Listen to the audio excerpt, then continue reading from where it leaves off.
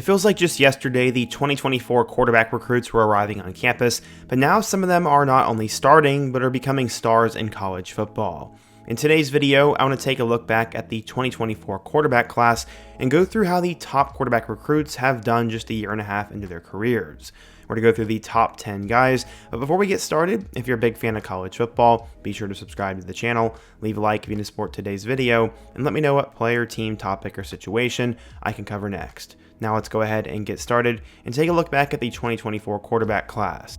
Alright, so to start the video off at number 10, we're to talk about Ryan Paglissi. He was ranked as the number 143 player in the class of 2024 and was Kirby Smart's guy at quarterback. He ended up coming out of Avon Old Farms High School, which looks like a scene out of Lord of the Rings, and while he was there, he was pretty incredible. He followed in the footsteps of former blue-chip quarterback Tyson Pumachan, and as a junior, he ended up throwing for 1,904 yards and 16 touchdowns in 9 games, and during his senior season, he had 1,700 yards and 14 touchdowns. But unfortunately, early on during his time at Georgia, he was dealing with an injury.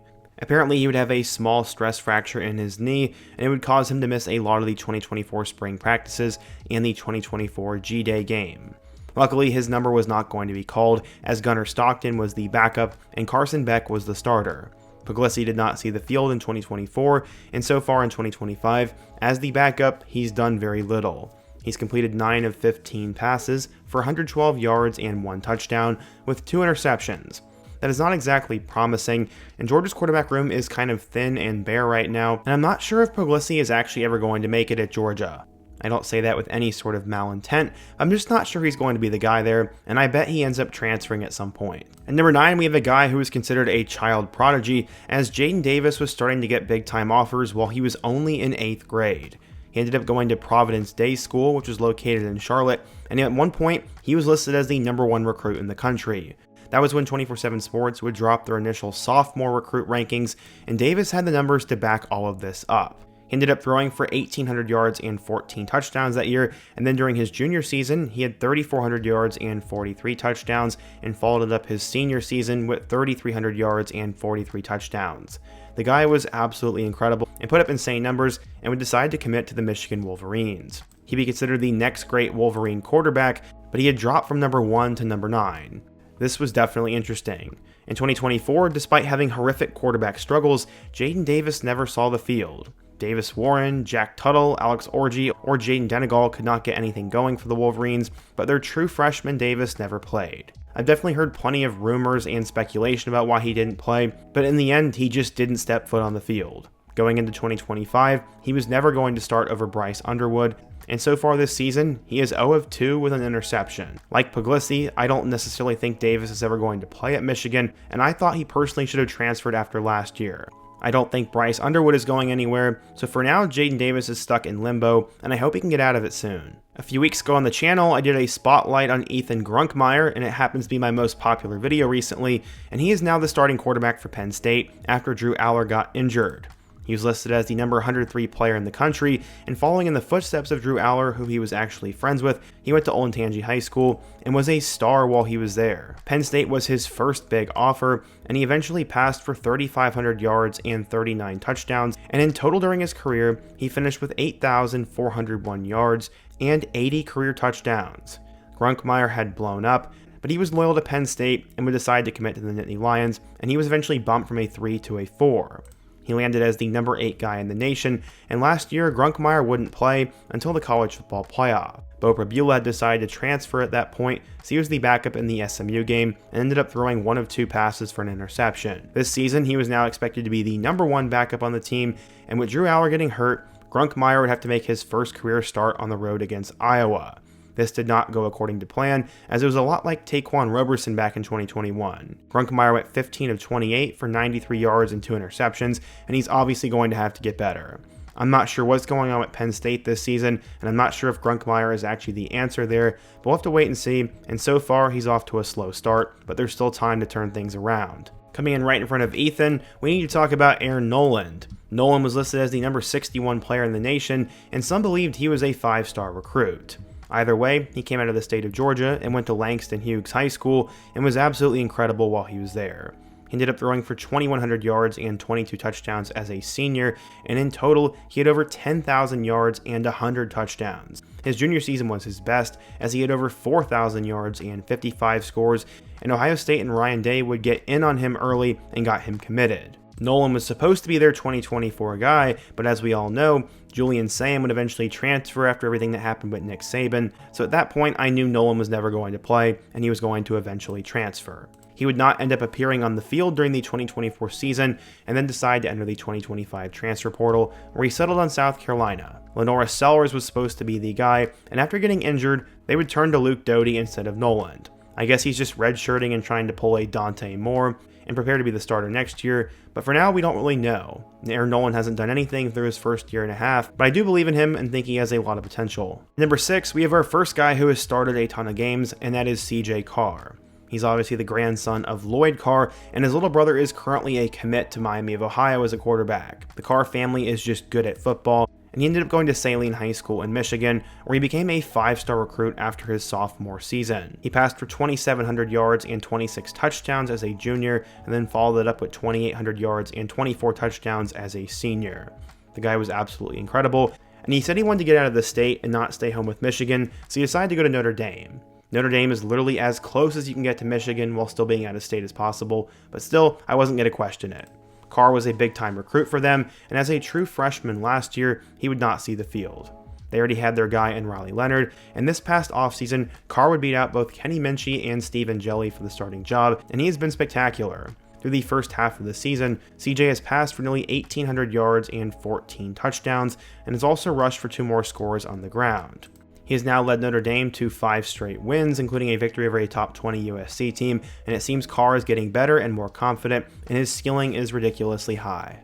Coming in at number 5, just above CJ Carr, was a player by the name of Walker White. He ended up going to Little Rock Christian Academy, which is located in the state of Arkansas, and Walker was also considered a 5-star recruit at one point. At 6'4", he was incredible, and most of his family had decided to play football at Arkansas.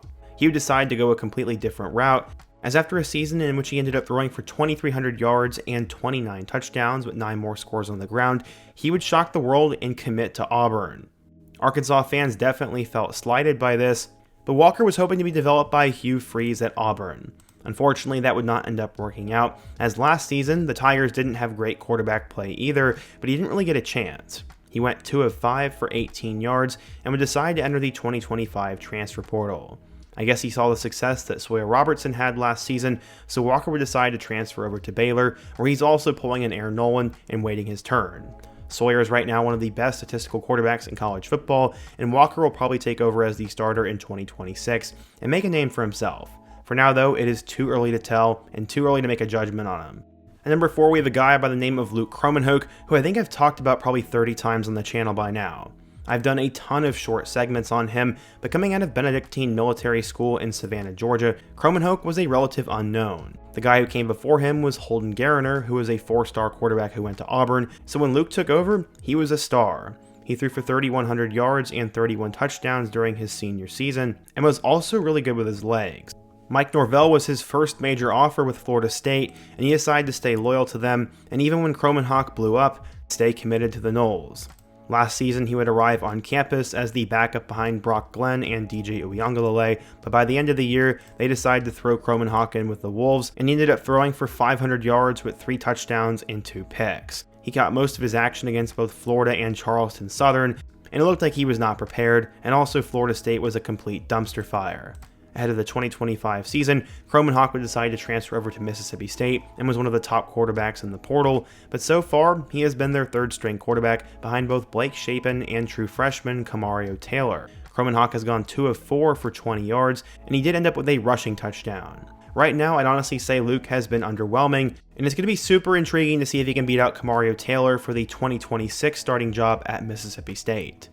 At number 3, we have Julian Saiyan. I've already done another full-length video on him if you guys want to check that one out, but this guy always had prodigy written all over him when he was a kid. He started training when he was in 4th grade and followed in the footsteps of his brother and just loved football and studied the game all the time.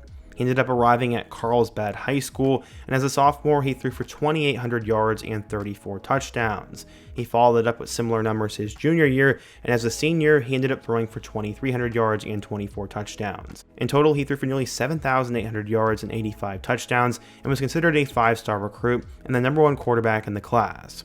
He wanted to be challenged, so he decided to commit to Nick Saban, but after Saban retired, he would have to figure out something quick. He called up Ryan Day. Ohio State had a spot for him, and last year he was so good that he became the backup. He ended up going 5 of 12 for 84 yards and a touchdown, and then this past offseason, he beat out Lincoln Kienholz for the starting job. So far through the first half of the season, Saiyan has been pretty good. He's thrown for 1,872 yards and 19 touchdowns, and only has 3 interceptions. He's also gotten better as the season has progressed, and Saiyan has a super high ceiling, and I think will have a meteoric 2026 campaign. And number 2, we have the most polarizing name in the 2024 class in Dylan Raola.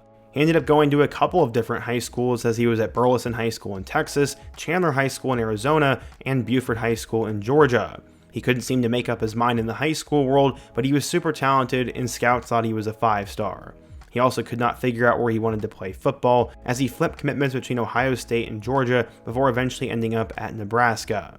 This was going to be the most hyped up quarterback recruit Nebraska had gotten in a long time, probably since Adrian Martinez, and Raola last year was decent. He ended up throwing for 2,819 yards with 13 touchdowns and 11 picks, but his youth was showing. Many expected him to take a big jump this year, and so far, he has gotten better. His completion percentage is up to 73%, he already has 1,800 yards, he's cut down on interceptions, and he has 16 touchdowns. Nebraska is also briefly ranked, so Raola is getting better, but many for now like to hate on him. And last but not least, we have the #1 quarterback in the country in DJ Lagway. He was listed as the #3 overall player in the nation, and he absolutely blew up during his senior season. He would go to Willis High School in the state of Texas, and ended up becoming the National Gatorade Player of the Year. In total, while he was in high school, he appeared in 42 games, throwing for 8,392 yards and 100 touchdowns, while also rushing for 2,200 yards and 29 scores. He decided to commit to Florida, and last year after Graham Mertz got hurt, Lagway was asked to step in right away. He ended up passing for 1,900 yards and 12 touchdowns, but he had a lot of interceptions at 9. He's also battling some sort of mysterious injury all offseason, but Lagway did suit up and start this year, and so far, he has 1,500 yards and 9 touchdowns with 9 picks. He had a historically terrible game against LSU, and Florida just fired their coach and is a dumpster fire, so it's hard to get a true read on how good DJ Lagway is, but honestly, I bet after this season, he will transfer to a more stable program and have an incredible 2026 season. But what do you guys think? What do you think of these 10 quarterbacks? What topic should I do next? And who do you think is the most overrated quarterback in the country? Be sure to let me know down below, leave a like if you didn't support today's video, subscribe if you're new, and check out one of the videos on the end screen. Hope to see you guys again soon, but until next time, peace.